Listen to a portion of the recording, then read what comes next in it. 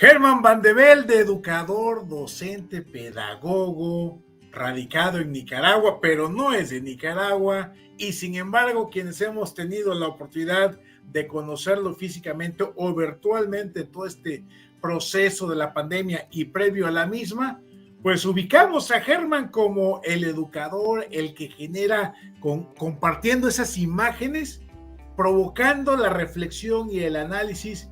Sin embargo, este personaje que nosotros ubicamos en redes o en su trabajo docente tiene una historia de vida, y justamente la idea es de que nos compartas, mi estimado Herman, tu historia de vida aquí en Salud Cafetera. ¿Cómo estás? Bienvenido. Bastante bien, Tomás, y agradecido con vos por este espacio, de que a veces es muy interesante de poder conversar un poco de manera relacionada las cosas con la vida, y no solamente esas conferencias a veces muy académicas. Entonces, de verdad, muy agradecido por este espacio. Pero solo quiero una corrección, Tomás. Cuando me introdujiste, dijiste, no es de Nicaragua. Claro que soy de Nicaragua, Tomás, soy de Nicaragua. Y cuando me escuchan la historia de vida, ya van a darse cuenta que aunque me nacieron en otro lado, yo soy de Nicaragua, ¿verdad? Y con orgullo.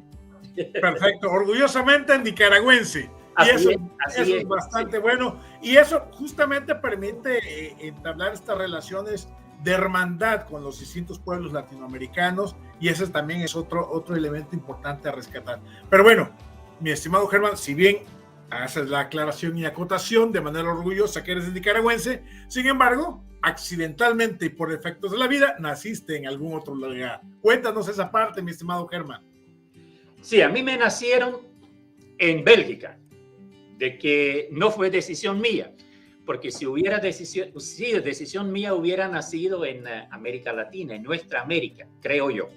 Pero bueno, ya sabemos, ¿verdad? Esas son cosas que uno no decide. Nací en Bélgica y en el 1956, de una familia de origen campesina, tanto mi mamá como mi papá, en un pueblito rural en aquel tiempo, a 15 kilómetros de Amberes. No siguieron después trabajando como campesinos, porque poco a poco también el pueblito, que solo de 3,000 habitantes en aquel tiempo. Entonces poco a poco también, ahorita por ejemplo, este es un pueblo muy cercano a Amberes y es como pasa la autopista, etcétera. Pues entonces ha cambiado totalmente. Pero en aquel tiempo era muy bonito, muy interesante vivir ahí, la vida social fue muy interesante. Y más aún creo que porque mi papá tenía una función de que era supuestamente, le decían policía, ¿verdad? Pero realmente era como alguien que tenía que cuidar el campo, así se llamaba, cuidador del campo. Y entonces, pero más que todo era el trabajo social a nivel del pueblo, pero era el único. Entonces, cada problema que había a nivel social, a cualquier nivel, ahí tenían que buscar a él. Y entonces yo creo que eso también fue ya de hecho algo muy interesante y una influencia de hecho también en mi propia vida, ¿sí? Allí fue donde fui a la escuela primaria en ese pueblito, pero después de quinto grado me mandaron para un internado un poquito más lejos, porque allí no había secundaria. Entonces, además del mismo director de la escuela primaria, sugirió que fuera ya ahí a partir de sexto grado. También eso tenía que ver con otra cosa, Tomás, que el hecho de que a los 8 meses a mí me dio la polio. Okay. La polio. Y entonces de que esto también significaba de que era un poco difícil que yo pudiera ir en bicicleta o en aquel tiempo o en transporte público, ir a una escuela de secundaria en otro lado. Entonces por ahí a ese internado. El internado en sí yo lo disfruté muchísimo, porque esta era la época de los años 68, alrededor de ahí. Entonces esta era una revolución en aquel tiempo de que uno como jóvenes, nosotros teníamos una libertad y podíamos hacer muchas cosas, tomar muchas iniciativas.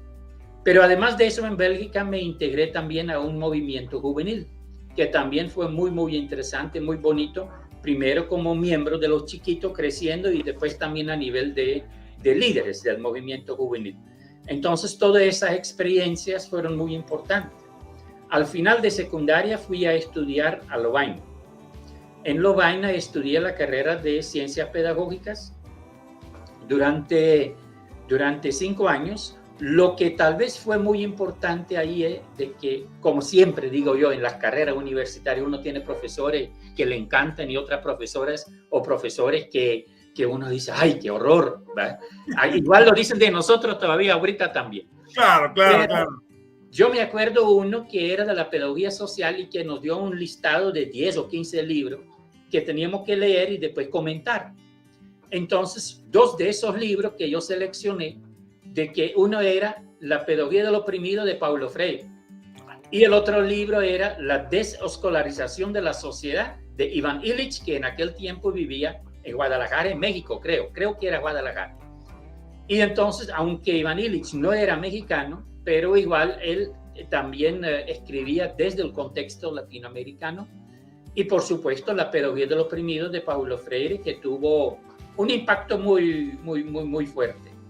Igual porque yo así poco a poco también me fui integrando después de la universidad, específicamente en los comités de solidaridad con Nicaragua, con la Revolución Popular Sandinista, porque yo salí en el 80. Entonces, en el 79 fue el triunfo de la Revolución Popular Sandinista. También estaba en un comité de solidaridad con el pueblo, con la lucha del pueblo salvadoreño. Pero además yo tenía un hermano. Entonces, después de la universidad empecé a trabajar 3 años en una escuela normal en Malinas. A ver, además vamos a hacer un pequeño alto ahí, mi estimado Germán, porque me interesa mucho no solamente esta línea de tu formación ya hacia lo profesional, sino tu formación humana, porque me parece, estoy convencido que tu formación, si bien tiene una presencia pedagógica, educativa, me parece que tu mayor presencia es desde lo humano.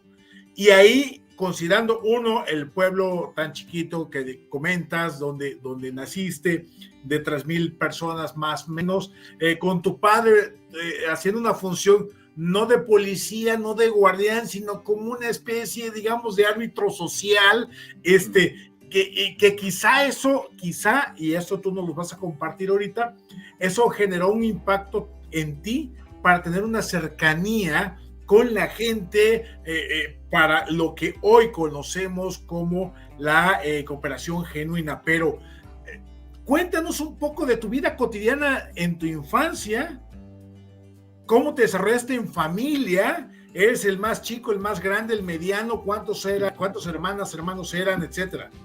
Dale. Mire, yo creo que sí, Tomás, vos tenés toda la razón. Yo creo que en la formación de uno, o en mi caso por lo menos, yo hasta que, con frecuencia yo digo, yo los 5 años en la universidad aprendí más fuera de la universidad que en las aulas. Porque igual durante esos 5 años en la universidad tuvimos la experiencia de alquilar una casa con otros 5 colegas estudiantes. Entonces solo era entre las 6 teníamos que arreglar, gestionar la casa. Posteriormente, el último año en la universidad tuve todo un pleito, una lucha social con mi vecino, porque yo fui a vivir en la periferia de Lovaina y entonces allí junto con unas personas mayores, adultos mayores, nos querían botar las casas. Al final lo hicieron, lo lograron, pero hicimos toda una lucha que al final nos dieron la razón, pero la injusticia era que ya habían botado la casa, nos habían dado alternativas. Pero bueno, ahora voy a regresar entonces a ese de la infancia. Mire, yo creo que nosotros hablamos mucho desde Abaco en Red y de la Fundación Pedagógica Cooperación Genuina, Tomás, de la identidad eco-persocial. Y tiene que ver mucho con cómo me identifico yo. Eco-per-social son las 3 dimensiones. La parte social, que ya en parte lo mencioné, la interacción social en la escuela, en el movimiento juvenil, en mi hogar también. Al otro lado también lo ecológico, que es el contexto donde uno está, en aquel tiempo Bélgica, y al otro lado también después aquí en Nicaragua, por supuesto, y últimamente los últimos 15 años a nivel de nuestra América.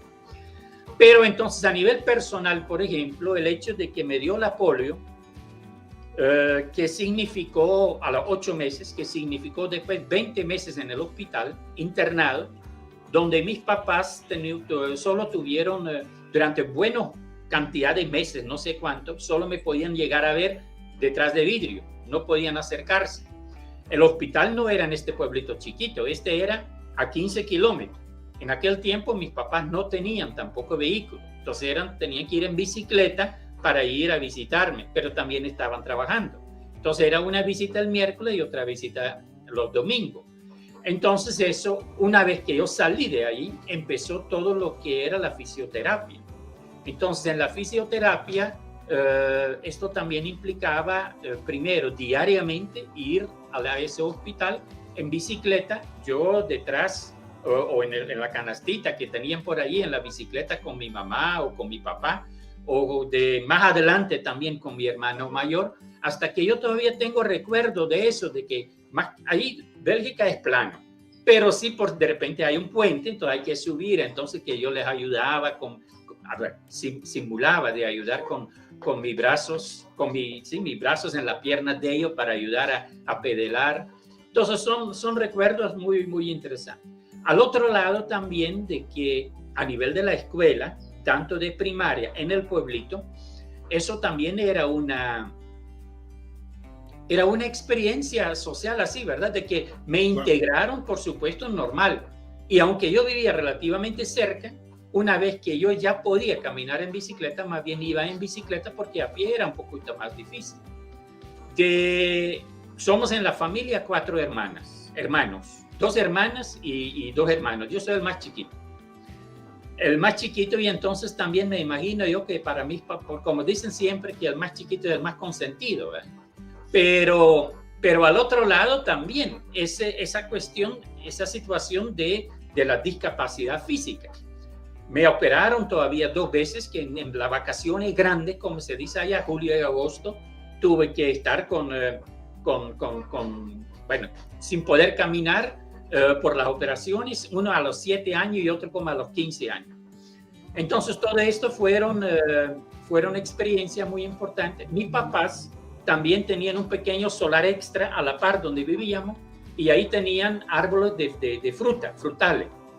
Pero entonces en julio y agosto, por ejemplo, era a nivel de toda la familia, teníamos que cortar la fruta para después enviárselo a una fábrica para ser procesado.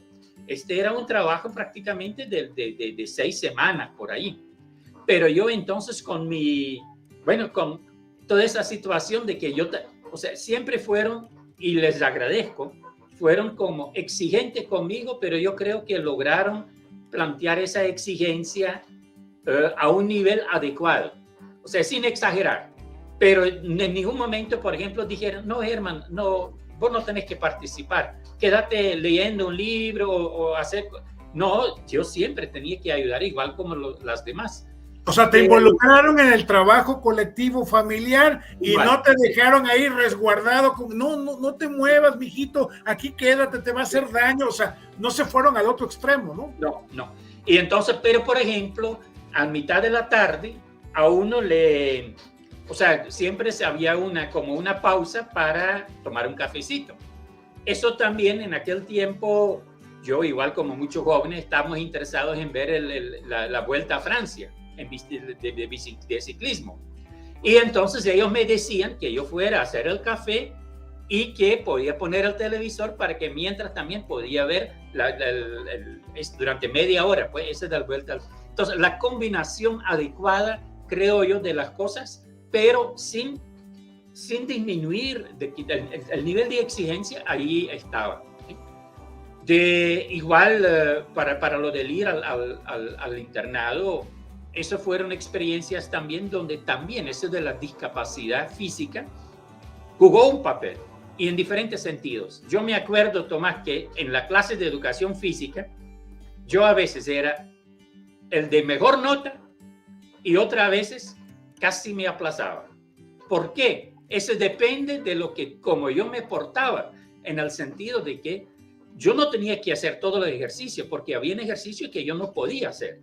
Por ejemplo, correr, no podía. Pero ejercicios, por ejemplo, yo me acuerdo eso de que uno se agarra allí arriba y entonces después las piernas para arriba, que más bien es con los músculos de la panza, eso sí yo lo podía hacer.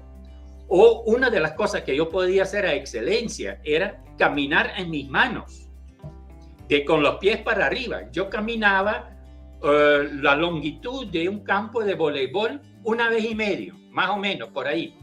Entonces yo era el único que podía hacer eso. Pero en otro momento, cuando el profesor de repente se dio cuenta que yo me aprovechaba más bien de la discapacidad para no hacer las cosas, ¿verdad? Como con un poquito con mala, entonces bueno, ahí es donde él también, pero todo esto son como joven, como chiquito, como adolescente, son experiencias muy bonitas, muy interesantes que también le influyen a uno, ¿verdad? Oye, Germán, a ver, por lo que estás comentando, relatando, pareciera que independientemente del año, la época, en la familia como en la escuela, encontraste más o menos condiciones de inclusión, digamos, como le llamaríamos ahora, quizá no con el sentido que hoy le ponemos o le ponemos énfasis, pero sí encontraste ciertas condiciones que te permitieron desarrollarte personal y físicamente, ¿no? Totalmente, Tomás. Me acuerdo en el movimiento juvenil jugábamos fútbol, ¿sí? Jugábamos fútbol y de repente, bueno, yo podía hacer, o sea, yo jugaba con ellos también en función de lo que yo ponía. Tampoco en ese tiempo no era importante si yo ganaba, si nosotros ganábamos o no ganábamos. La cuestión era juego. Me acuerdo que teníamos otro colega, que un muchacho, un joven, que no podía ver, era ciego. Y entonces nosotros le poníamos en la portería.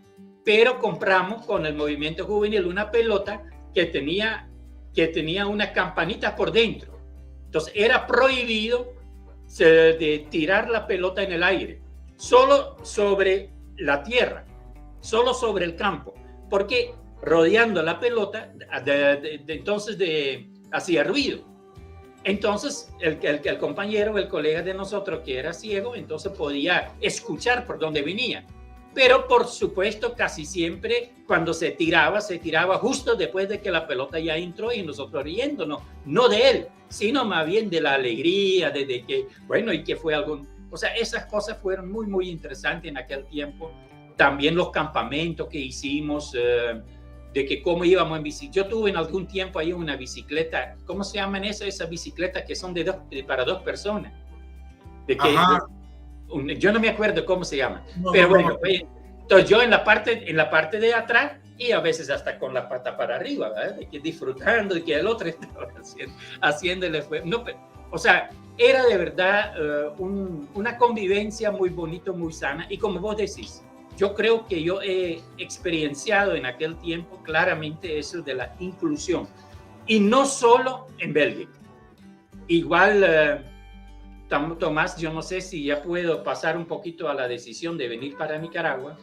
Sí, sí, sí. Que fue después de 3 años, 3 años trabajé en la Escuela Normal de Malinas. Fue muy interesante porque teníamos un director que después yo lo seguí visitando aquí con Maribel junto hasta que el señor falleció, pero muy abierto pedagógicamente. Y la organización docente era de que los pedagogos eran los tutores. Entonces, pero nosotros teníamos un tiempo completo con una sola sección, porque trabajábamos asignaturas de orientación mundial, pedagogía, didáctica, psicología. Entonces teníamos muchísimas horas con una sola sección. Entonces la relación con los muchachos y las muchachas también era muy, muy, muy fuerte. Y también el sistema de evaluación muy alternativo, y bueno, fue muy bonito la experiencia, igual el intercambiar con mis colegas pedagogos de la otra sección. Oye, Germán, ¿ese era el modelo educativo en Bélgica o era un experimento educativo por fuera del sistema, algo alternativo, o así estaba planteado el modelo educativo? No, más bien diría yo de que esto era un atrevimiento de nuestro director de fomentar ese tipo de experiencias. No es que en todas las escuelas así sea así. Y ahí todavía creo que otra anécdota que tal vez es interesante. mi papá y mi mamá, cuando yo terminé de estudiar, querían que yo regresara a la casa, pero en realidad desde mi sexto grado ya estaba fuera de la casa. Entonces, cuando terminé de estudiar, yo solicité en varios lados y yo caí, por suerte, en un periodo que había mucha necesidad para pedagogos. Yo podía empezar en 4 lugares a trabajar. Inmediatamente terminé en julio de estudiar y ya en septiembre podía empezar en 4 lugares. Mi criterio para seleccionar decidir dónde iba a trabajar era el lugar que quedaba más lejos de la casa de mis papás, para que no pudiera regresar a la casa y que tenía que aceptarlo, ni modo, ¿verdad? Pero bueno, la cuestión es de que también en esos años yo metía también dentro de la escuela la solidaridad con Nicaragua especialmente. Cada año, los 3 años, hicimos todo un día de solidaridad con Nicaragua, con stands, bueno, muchas cosas. Pero igual... esa parte con Nicaragua, Germán, ¿cómo se da la conexión independientemente del libro de la pedagogía del oprimido, etcétera?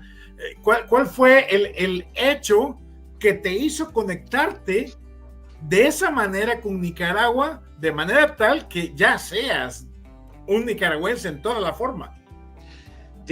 Yo creo que tiene tiene diferentes explicaciones. Uno, de que en aquel tiempo un hermano mío andaba por aquí en Centroamérica, primero en Guatemala y después en El Salvador. Entonces a partir de ahí, por supuesto, también el interés. Pero también yo me integré cuando ya estaba trabajando en esos comités de solidaridad con Nicaragua y El Salvador. Y por supuesto, con el gran triunfo de la Revolución Popular Sandinista en el 79, eso todavía fue una razón más como para solidarizarnos. Ahí era la cuestión, por ejemplo, en el 81, la Gran Cruzada Nacional de Alfabetización, que fue un evento una experiencia de cooperación genuina aquí en Nicaragua enorme entre jóvenes, estudiantes y la gente en el campo, más que todo. Un intercambio. No fue ir a enseñar a leer y escribir.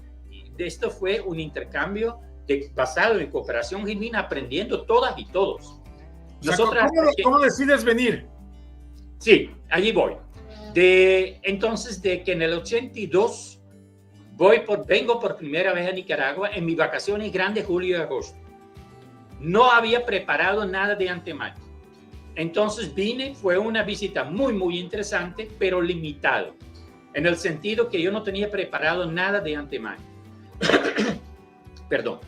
En el 83, por eso, decido regresar.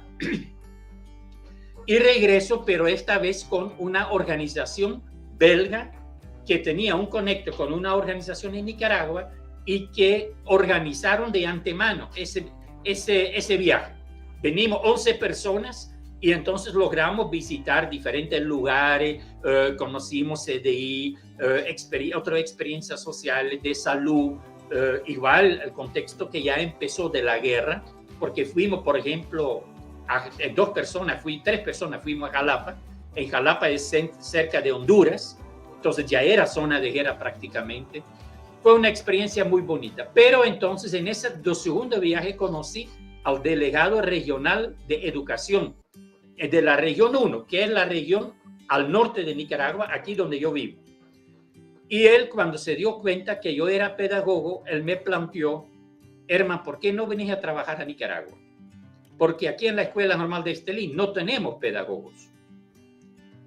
Y entonces eso, bueno, a mí me fue como una chispa que digo, uy, ¿qué voy a hacer? ¿Vale? Porque yo estaba trabajando, ya tenía 3 años de haber trabajado en Bélgica, no había dicho nada en mi trabajo, ni a mi papá y mi mamá tampoco. Y entonces antes ¿Y tu español cómo era? Horrible. Yo conocía palabritas. O sea, en la comunicación con el delegado regional, alguien iba conmigo que podía traducir. Pero entonces, de que antes todavía de regresar a Bélgica, yo fui a preguntar si era seguro, pues cierto. Sí, dice, ya te voy a hacer una carta para que venga lo más rápido posible, aprendas tu español aquí y en el 84 empezás a trabajar en la escuela normal.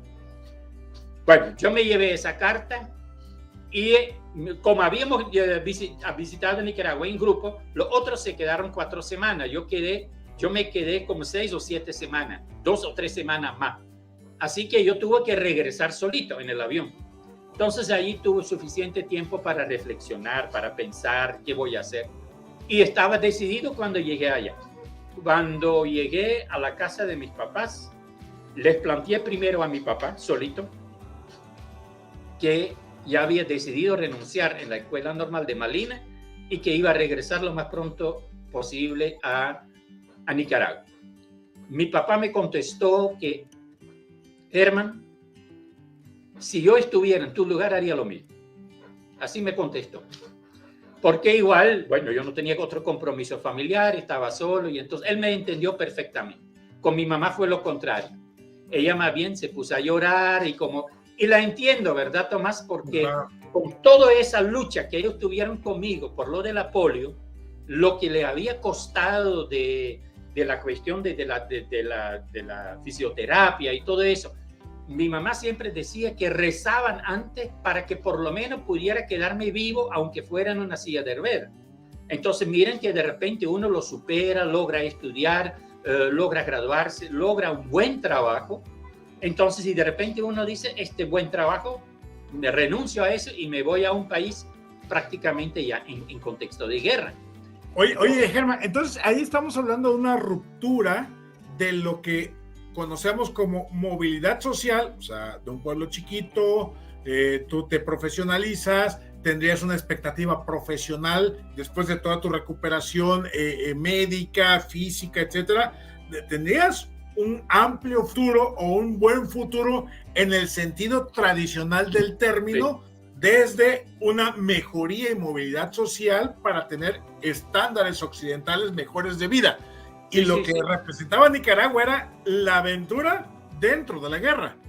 Sí, eso fue de verdad de una decisión muy, o sea, yo lo entiendo de parte de mi mamá pero yo no lo dudé. Además yo les dije, miren, no voy por 6 meses, voy si no me enfermo y si me adecuo bien al clima, a la alimentación y todo eso, es para el resto de mi vida. Así se lo planteé desde el inicio.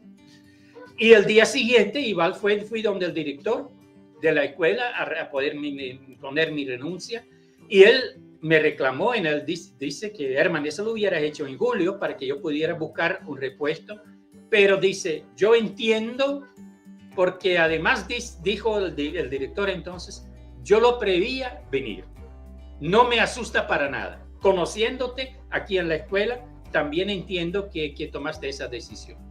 Entonces yo empecé a arreglar todo, yo vivía solo en una casita chiquita que alquilaba, entonces arreglar todo eso.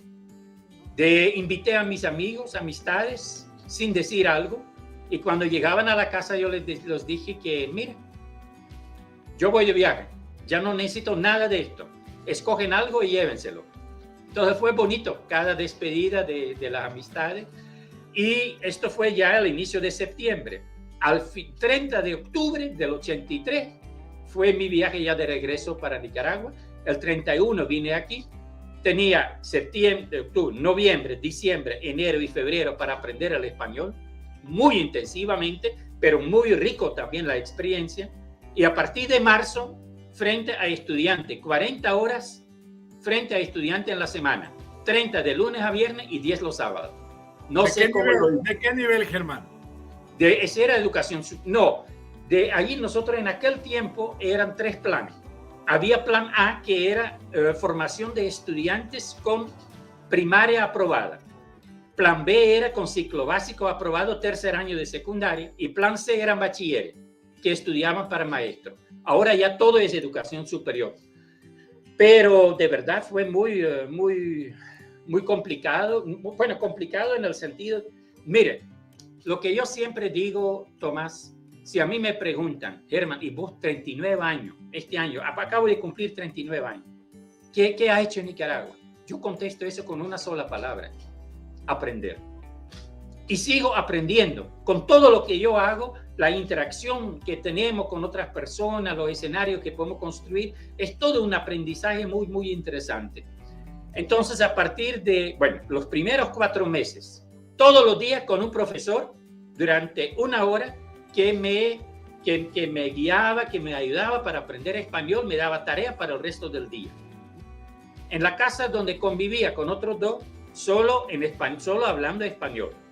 Y en las noches teníamos ya en ese tiempo aquí los CEP, que eran colectivos de educación popular, que era la continuidad de la alfabetización, donde gente de los barrios periféricos, porque yo vivía en un barrio periférico, de que allí se reunían para seguir aprendiendo también. Yo me integraba ahí en 3 barrios diferentes, 2 veces a la semana, 6 días a la semana. Y entonces eso era más que todo con el objetivo de escuchar, para acostumbrarme al lenguaje, de aprender vocabulario, de la gramática y todo, no tanto de participar yo hablando, pero más que todo de escuchar me sirvió muchísimo. Pero después, y al mismo tiempo también ya me habían dado acceso a la biblioteca en la escuela normal, y entonces esto significaba también leer más que todo libros en español de pedagogía, psicología, con el diccionario, buscar cada palabra que uno no entendía, preguntar a otros, ¿verdad? Yo todavía mantengo comunicación con varios de mis colegas en aquel tiempo, desde el primer año. Una de ellas, por ejemplo, trabaja con nosotros en el equipo de Abacorret, ahorita nuevamente. Entonces es bonito de que cómo volvimos a encontrarnos en algún momento. Entonces, oye, Germán, y en tu vida cotidiana, en cuanto, más allá del lenguaje como tal, sino la comida, el agua, la habitación, donde vivías, el barrio, etcétera, ¿qué tanto choque hubo o qué tan fluido fue el cambiarte de Bélgica para Nicaragua? Y cómo te fuiste adentrando justamente, o más bien, cómo Nicaragua se te fue introyectando en las venas, mi estimado Germán. Sí, eso fue de manera muy espontánea. Yo digo siempre, Nicaragua, el pueblo de Nicaragua es un pueblo muy hospitalario en el sentido de que aquí hubo una aceptación. Hablamos de la inclusión en Bélgica, ¿verdad? Pero también la inclusión aquí, pero esta vez no por una discapacidad, sino simplemente por solidaridad con alguien que llegaba a Nicaragua y que quería integrarse en el proceso de la revolución. Como el barrio donde yo vivía era un barrio periférico de Estelí, o sea, después de ese barrio ya no había más. Por el contexto de la guerra, más especialmente aquí en el norte, había vigilancia revolucionaria en todos los últimos barrios alrededor de Estelí. A mí me integraron inmediatamente en la vigilancia revolucionaria, tenía que hacer poste. Entonces, de ahí nomás yo aprendí manejar el fusil, de armar y desarmar el fusil. Otro elemento que abona al tema de la colaboración. Todo, sí. Entonces eso de verdad fue genial, cómo me integraron en todito. Yo nunca sentí así que aquí como una discriminación de la integración. Fue el hecho de la comida, la alimentación, nunca tuve problemas con eso. En Bélgica los frijoles más que todo son blancos. Yo me acuerdo que en mi juventud, mi adolescencia, en la casa de mis papás, yo odiaba los frijoles, peor la sopa de frijoles. Aquí en Nicaragua yo no tengo ningún problema con los frijoles. Entonces todas estas cosas son muchas veces psicológico también, ¿verdad? Claro, si uno quiere integrarse, también en la escuela normal, fíjese que yo fui a la escuela normal a presentarme nadie fue conmigo. Y yo con solo hablando algunas palabras en español, pero de repente yo me fui ahí, me busqué, yo ni sé cómo, me ubiqué en la biblioteca, habían colegas docentes entonces que se acercaron y busqué eso, de dónde viene, a qué venís, pero bienvenido, de verdad fue otro elemento de la integración, Tomás. Oye, ¿algún apodo, el güero, el extranjero, el belga, algún apodo que te recuerdes si es que te lo pusieron? Fíjate que no. Yo no me acuerdo de ningún apodo que me han puesto. Siempre me han dicho Herman. Herman, okay. De que no. Algunos lo pronuncian diferente porque Herman aquí no existe, aquí es Germán. Sí, exacto. ¿Verdad? Pero de apodos no, fíjate que no. Pero mira, otro ejemplo de lo de la inclusión y la integración. Yo recién llegado aquí en el 84, ¿verdad? Pero en el 84 hay elecciones en Nicaragua. las primeras elecciones y después del triunfo de la Revolución Popular Sandinista. No me acuerdo muy bien en qué mes, tiene que haber sido como en abril, mayo, junio, no sé. Pero los estudiantes de las escuelas normales fueron formados en brigadas para hacer trabajo cívico en el campo, para visitar los hogares, y para hacer el trabajo cívico, de que la gente fuera a votar para las elecciones. No es que me pusieron al frente de una brigada con estudiantes y yo con 3 o 4 meses prácticamente de estar aquí, yo me asusté de eso, pero fue una experiencia súper bonito, de que me tomaron en cuenta como cualquier otro. Otra experiencia es que como el área de nosotros era pedagogía, que de repente, eso ni en Bélgica me había ocurrido, pero que de repente me llaman a Managua todos los pedagogos de las escuelas normales porque nos vamos a una transformación curricular participativa. Bueno, entonces digo yo, pero ¿cómo se les ocurre llamar a mí, que yo acabo de venir, estoy aprendiendo apenas? Y de verdad también a nivel de contenido, a nivel académico, Tomás, era un segundo aprendizaje, un aprendizaje complementario. En Bélgica, Lovaina, un país capitalista, y aquí vengo a la Nicaragua, que apenas está construyendo sus currículos de pocos años. Mucho se retoma de Cuba, y de Cuba, por ejemplo, yo me acuerdo con la pedagogía que yo trabajé, el libro de texto que trabajé al inicio, una pedagogía de Sabin, de un ruso, un libro traducido al español en Cuba y que después aquí también se utilizaba. Oye, Germán, hay que ubicar el contexto de Nicaragua, un contexto de pobreza, de donde venía, ¿no? Pobreza, marginación, violencia, militarización, opresión, etcétera, etcétera. Y cuando tú hablas de construcción, estamos hablando justamente de ir dejando atrás esa parte con el triunfo de la llamada Revolución Nicaragüense y empezar a generar nuevas condiciones desde abajo, con la gente, de manera colectiva, desde la educación. Así es, y con mucha incidencia, porque desde la escuela normal, desde escuelas normales, formación de docentes de primaria, aún más incidencia en lo que pueda haber en el campo posteriormente, ¿verdad? Entonces, en este sentido, sí yo creo que fue no sé, ¿verdad? Pero fue excelente que yo pudiera empezar a trabajar en la escuela normal de Estelí, aquí donde tengo 39 años de vivir en Estelí. Entonces trabajé 4 años en la escuela normal de Estelí con estudiantes, y ese fue sin vacaciones prácticamente, porque los sábados teníamos cursos de profesionalización a maestros empíricos que no tenían título todavía, que se iban formando, profesionalizando. Y en vacaciones, los cursos intensivos, donde ya pronto, después del segundo año, a partir del tercer año que yo estaba ahí, me daban ya como una responsabilidad a nivel de los cursos intensivos. Después de 4 años me llaman del Ministerio de Educación Regional, planteando si yo podría ir a trabajar en el Ministerio de Educación Regional como técnico de formación docente.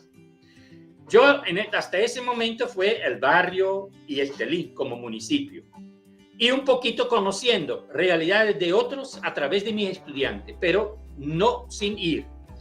A partir del momento que yo empiezo a trabajar en el 88, trabajar en el Ministerio de Educación Regional, entonces tengo la oportunidad de visitar casi todos esos municipios de donde venían mis estudiantes. Te puedes imaginar, Tomás, qué alegría, qué satisfacción poder encontrarme con esos estudiantes en sus escuelas, en sus lugares de vivir.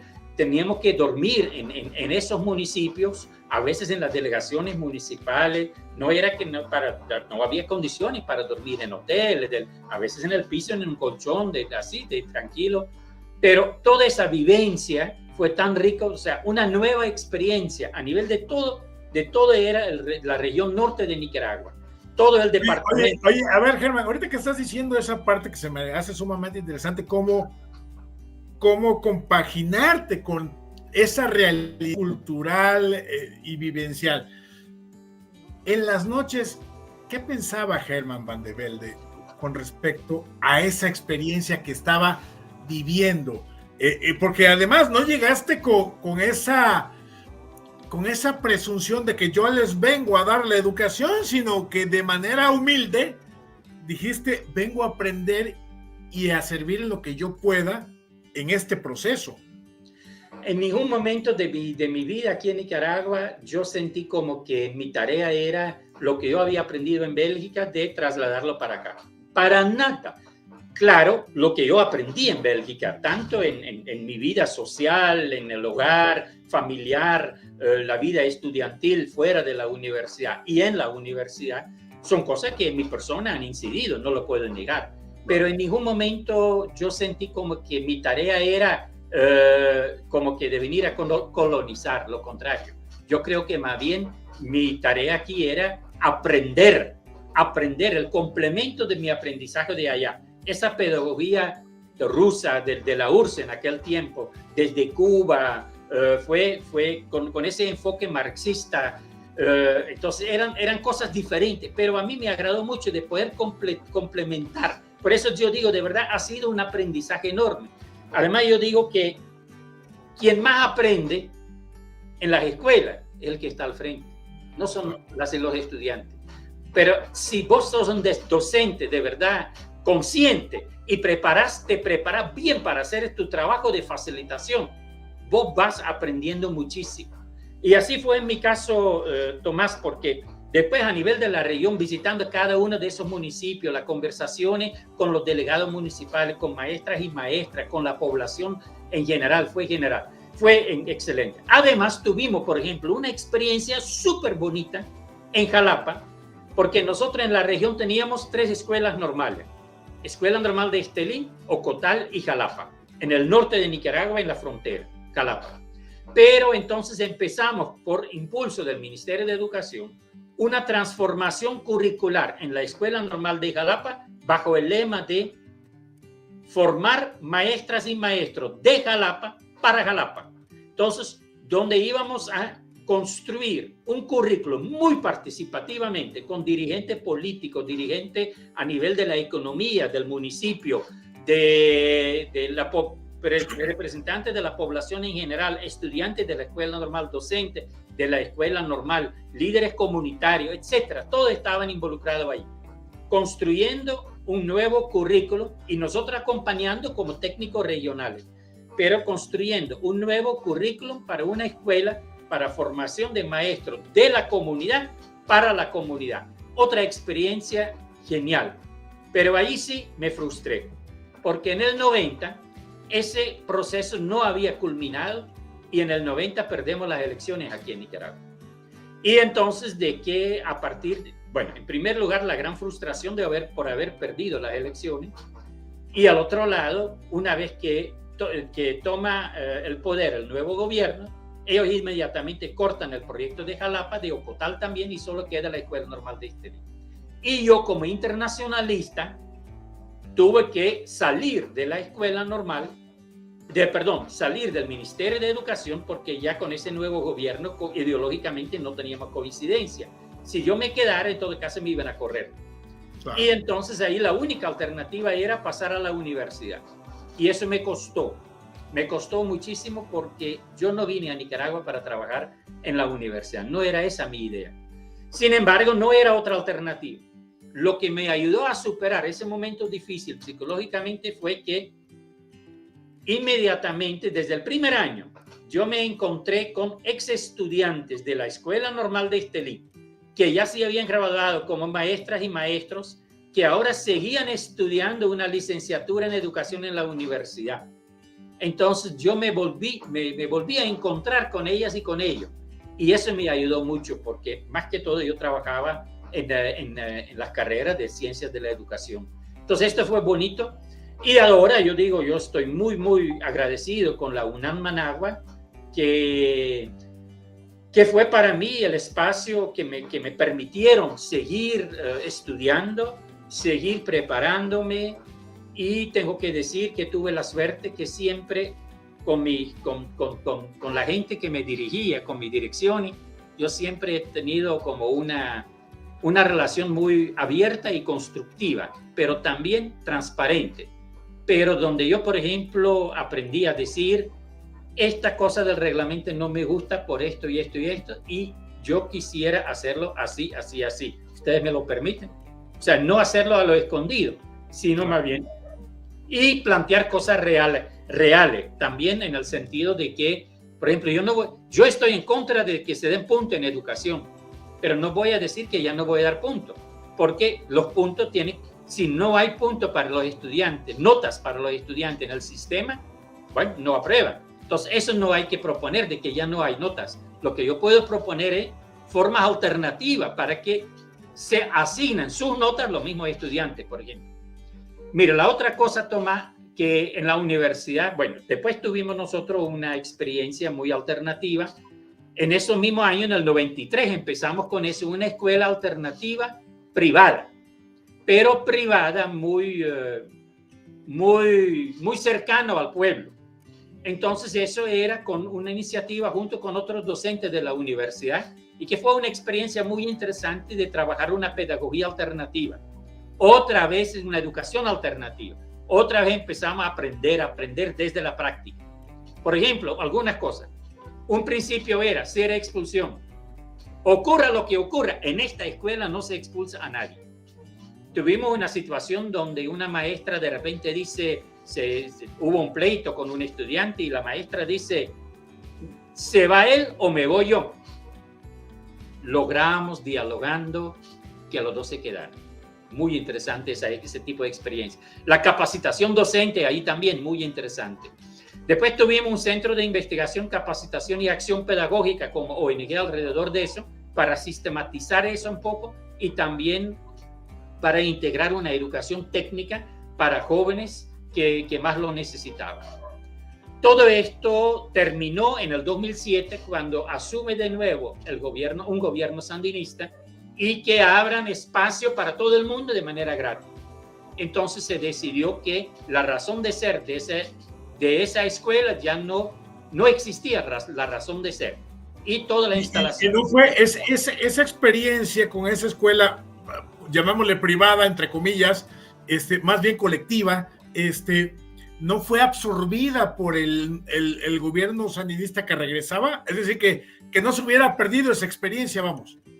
No, la experiencia no se perdió. Lo que sí, o sea, de que las escuelas públicas, a partir de ese momento, del 2007, de que vuelven a ser totalmente gratis y hay un boom, diría yo, de oferta también de educación técnica. Pero no había necesidad en ese momento de que, bueno, y además hay que ver, porque como ONG hubiera sido una alternativa, ¿verdad? De que las instalaciones y todo eso pasaran al Ministerio de Educación. Pero aquí en Nicaragua, cuando una ONG se deshace, entonces de que son los estatutos que deciden a dónde va. Y los estatutos decían de que era o para la alcaldía o para la universidad pública. Entonces se decidió de entregárselo a la universidad pública. Pero yo digo que la experiencia pedagógica no es que se perdió, porque todas las personas que estuvimos trabajando con eso, seguimos trabajando en educación. Y a partir de ahí, por ejemplo, también nosotros, de cara a la educación pública aquí en Nicaragua. Entonces no fue una experiencia perdida, sino más bien a mí me alegra que se tuvo el valor, y ya no me incluyo porque yo ya no estaba en la dirección, pero que se tuvo el valor de cerrar, porque muchas veces ONGs lo que pretenden es, hay que conseguir proyectos, el que sea, para garantizar empleo para sus propios trabajadores. No, un proyecto social, lo ideal es que pierda su razón de ser, porque hay un Estado que responda por esas necesidades.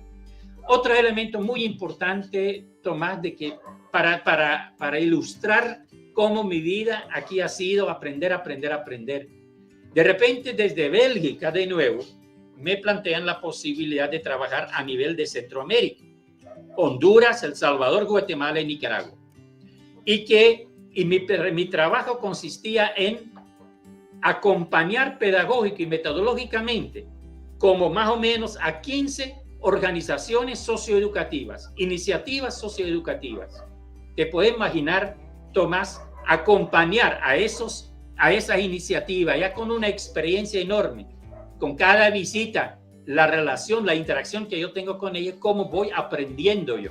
Claro. Pero además, yo ya como que ya casi tenía 10 años en la universidad, y el ambiente académico en las universidades es un ambiente cerrado, Tomás.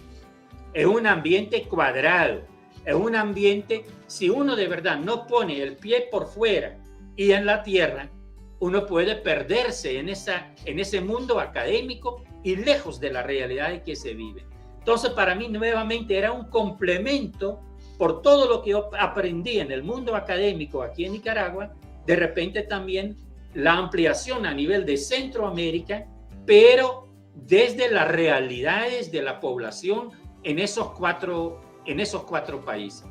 Y eso entonces hasta que esto nos llevó como ABACONRED y junto con la UNAM Managua a hacer la primera maestría 100% virtual en gestión del desarrollo comunitario, participando gente que de cada uno de esos proyectos socioeducativos de los 4 países y financiados desde Bélgica. Ese fue lo ideal.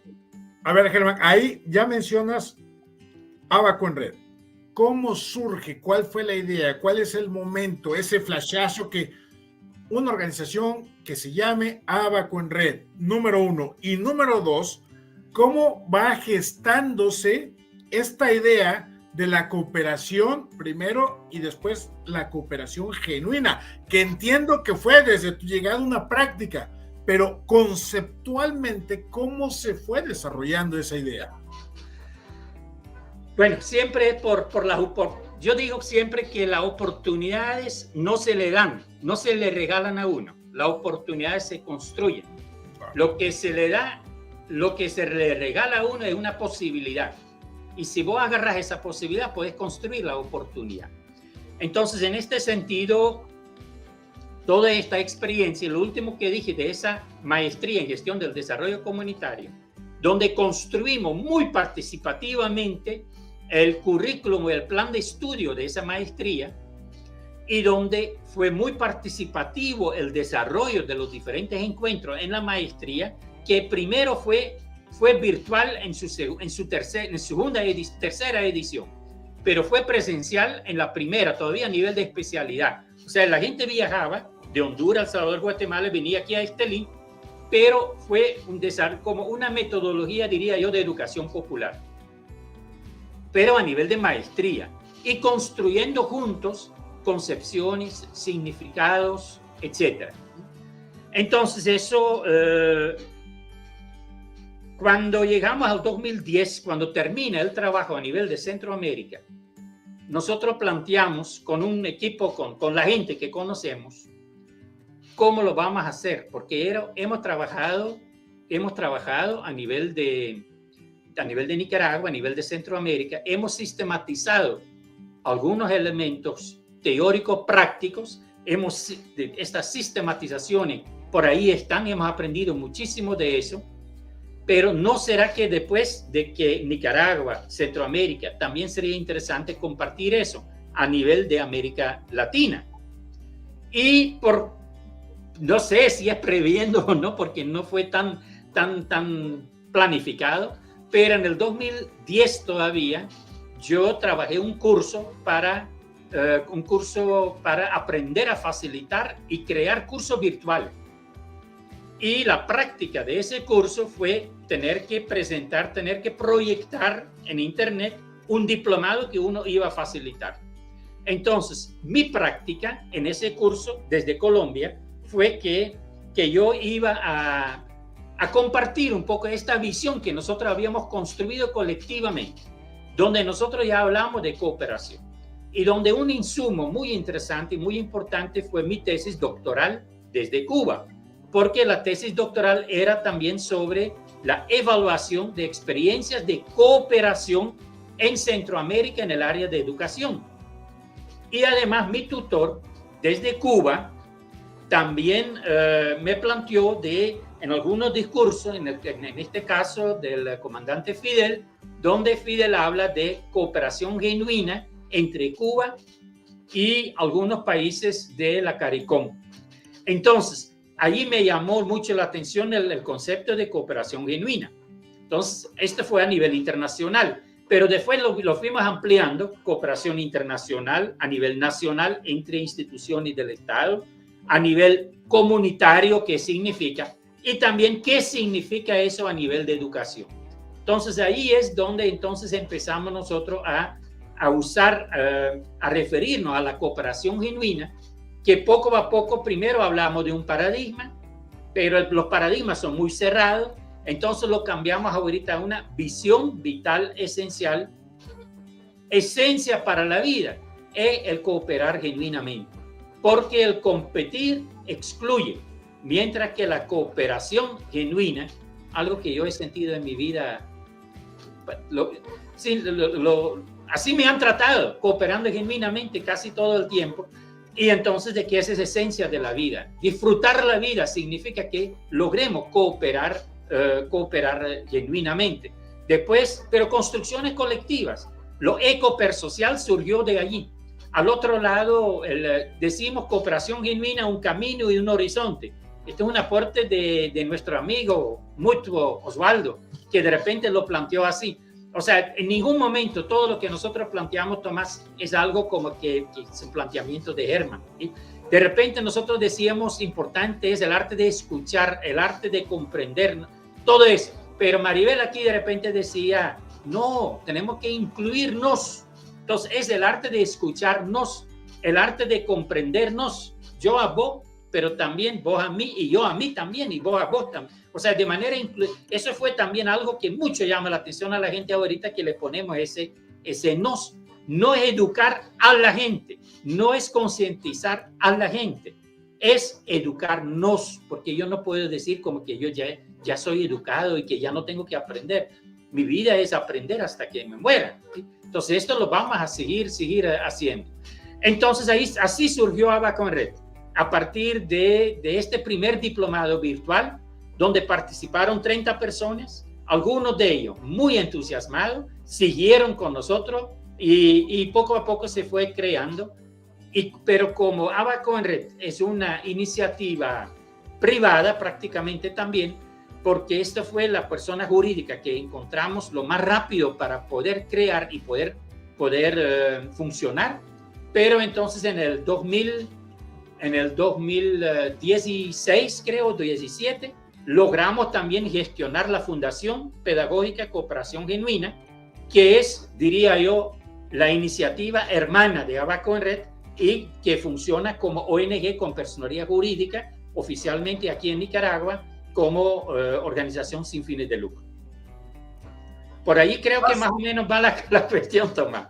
No, pues interesante, porque obviamente ya el tiempo lo traemos muy corto, pero me gustaría hacerte desde ahorita la invitación para que en algún momento hablemos ampliamente. Ahorita hablamos de tu vida, que me parece muy enriquecedora, pero para hablar en sí de la cooperación genuina, planteaste el mapeo del recorrido del término, concepto, cooperación genuina, lo institucional, internacional, etcétera. Después lo aterrizaste al tema educativo, pero para mí tiene que ver, por supuesto, algo más allá de lo eminentemente educativo, sino es un estilo de vida, finalmente, en un contexto pospandémico, lo de pospandémico entre comillas, pero bueno, en donde la pandemia nos pone sobre la mesa que o modificamos ciertas actitudes, conductas y valores, o simplemente nos carga el payaso, como se dice coloquialmente, ¿no? Sí. Ya no somos tampoco, nosotros no somos lo único que plantean eso, ¿verdad, Tomás? De que si queremos, entre comillas, sobrevivir, no como humanos, sino como tierra, claro. Y bueno, a nivel, bueno, tenemos que aprender a cooperar genuinamente. Y también como fuente o insumo para el análisis, Tomás. Si yo miro las organizaciones internacionales y entonces hacen una licitación de proyectos porque quieren cooperar, dicen, pero hay que llenar hay que llenar el formato que ellos deciden. Y tiene que ser en el área donde ellos deciden, porque son la área prioritaria para ellos. Yo digo, cooperación genuina no sería que digan, presenten los proyectos que ustedes necesitan y nosotros vamos a tratar de comprender, escuchar para comprender lo que ustedes quieren decir. Y si es necesario trasladarlo o de ponerle en otro formato, nosotros lo vamos a hacer, después lo regresamos para que ustedes digan si está bien o no. ¿Por qué nosotros tenemos que adecuarnos a esos formatos con todavía todo características coloniales impuestas por ellos? No, ellos deberían adecuarse a nosotros y aprender de nosotros para que sea una cooperación genuina de verdad. O sea, hasta en ese tipo de cosas. Otro elemento, le voy a dar solo un ejemplo, Tomás. No sé si vos te acordás que en algún momento la UNESCO, creo que fue la UNESCO, que planteó que hay que aprender a conocer, aprender a saber, aprender a hacer, y después dicen aprender a ser. Pero los pilares básicos de la educación que le llamaron, ¿no?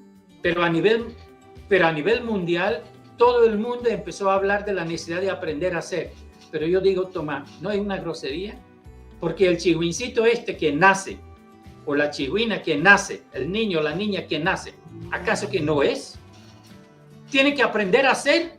A mí me parece una grosería decir que tiene que aprender a hacer. Otra cosa es que yo digo, tiene que pasar por todo un proceso de aprendizaje para ir creciendo como persona dentro de su comunidad, pero en todo caso deberíamos decir aprender a ser siendo, no aprender a ser así nomás, pero nadie lo critica. Entonces, y así hay, la educación basada en competencias, Tomás, ese está impuesto a nivel de todo el mundo, pero hay que investigar de dónde viene eso. ¿Por qué no trabajamos de una educación basada en la cooperación genuina? Claro que no, por el momento, por lo menos no, porque las competencias se refieren al producto final, pero desde mi punto de vista, desde la cooperación genuina, más importante que el producto final en este momento es el camino que llevamos. Porque podemos tener dos niños o dos personas, dos adolescentes que tienen una nota igual de 75. Pero si el camino que lleva para uno a esa nota de 75, uno que viene de 100, 95, 90, 85, 80, ahora 75, y el otro viene de 60, pero va subiendo, 65, 68, 70 y ahora está en 75. El producto es el mismo, pero la valoración no puede ser lo mismo. Incluso, Germán, el contexto, ¿no? Porque uno puede tener una casa, comida 3 veces al día, dormitorio, acceso al internet, etcétera, etcétera, y el otro pudiera medianamente comer una vez al día en un espacio campirano con dificultad para llegar a la escuela. Son condiciones que no son parejas para uno y para otro, y que por lo tanto la valoración del 75 y el 75 debe ser distinta. Hasta eso, sí, los contextos que hay ahí, pero igual en la escala cualitativa, aquí dicen entonces los dos son muy buenos, pero no es cierto. El que viene de 100 y 95, 75 es insuficiente, ahí pasa algo, hay que investigar qué pasa. O el otro que tiene 75, pero que viene de notas más bajas, no hay que decir que es muy bueno, es excelente, hay que estimular que siga avanzando. Entonces eso tiene que ver también lo que vos dijiste del contexto, Tomás, lo que nosotros llamamos la objetividad subjetiva. O sea que no es cierto que ser objetivo quiere decir que hay que excluir lo subjetivo, más bien lo contrario. Hay que integrar la subjetividad, que no es lo mismo que amiguismo. Amiguismo es corrupción, pero la subjetividad es parte de la realidad. Entonces hay que integrar esa visión, ese contexto subjetivos, esos elementos, dimensiones subjetivos, para que podamos valorar objetivamente el verdadero valor. La investigación científica no es totalmente objetiva. Si vos tenés que partir, dicen, identificar un problema y después definir un tema, eso lo hacen personas. Ahí hay intereses de por medio, intereses institucionales, intereses de personas, de investigadores, de los que se llaman científicos. Qué horrible esa etiqueta. Pero entonces todo eso, entonces la subjetividad es parte de nuestra realidad. Claro. Terminamos esta entrevista. Todo objeto de estudio está definido por nuestra propia subjetividad. ¿Sí? Y terminamos esta entrevista y vos vas con un significado de lo que vivimos y yo voy con otro significado de esto. Pero esos significados son tan importantes de cara a cómo seguimos actuando. ¿Sí? Por eso nosotros también hablamos de la pedagogía de la significación, que es algo fundamental también. Así es, mi estimado Germán. ¿Con qué nos quedamos para cerrar esta deliciosa charla contigo? Una invitación a todo el mundo de que vayamos viendo algunos elementos, algunas cositas chiquitas, contextos pequeños, donde podamos ir aprendiendo a cooperar genuinamente. No nos metamos en función de que de un día para otro, porque este es un cambio de actitud, pero son cositas de que evitemos el competir. En la casa, si tenemos hijos, no le digamos a uno, mira a tu hermano que bien lo hace. No. Los hijos son diferentes. Entonces, de que encontremos contextos muy pequeños donde podamos realizar el cambio. Porque, y el primer contexto de eso es aquí adentro, uno mismo. Porque no puedo transformar mi contexto, mi alrededor, si yo no cambio. Entonces, esta es una invitación, creo yo, Tomás, y donde yo la parte personal, histórico, así, de mi vida, yo creo que no la puedo desligar totalmente también de esta visión vital esencial de la cooperación genuina. Atrevámonos, enredémonos y atrevámonos. Y muchas gracias por este espacio.